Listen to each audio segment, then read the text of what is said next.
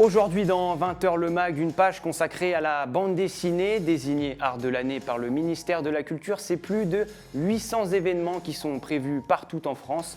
Et si le milieu reste précaire, de plus en plus d'étudiants se tournent vers les formations du 9e art. Loïs Large et Alexandre Crouzet se sont rendus dans une école de BD parisienne. Armés de leurs crayons, ces étudiants en art graphique planchent sur leur avenir. Pour les accompagner, l'Académie Brassard-Delcourt les forme en 3 ans au métier de la bande dessinée. Au programme des 2 premières années, dessin, narration, scénario ou encore histoire de la BD.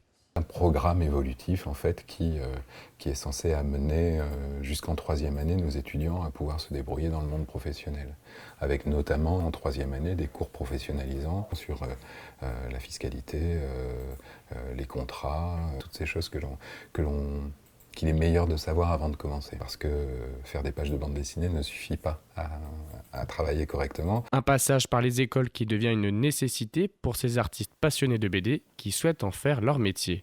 Pourquoi la BD ? Pourquoi pas la BD surtout.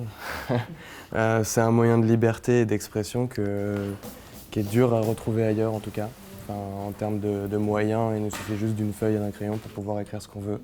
Si le métier d'auteur est aujourd'hui incertain, Axel reste optimiste quant à son avenir professionnel et l'évolution des métiers de la BD. Je pense que ça ira mieux. Les éditeurs font beaucoup plus attention qu'avant. On espère tous pouvoir avoir un avenir meilleur en termes d'argent. Mais c'est compliqué parce qu'il y a plein de sous-métiers en fait, au sein même de la BD. Et justement, il faut un équilibre en fait, pour que tout le monde puisse se retrouver et gagner justement sa vie grâce à ce métier de passion. Les candidatures affluent, les écoles se multiplient, mais chacun sait qu'il y a beaucoup d'appelés pour peu d'élus.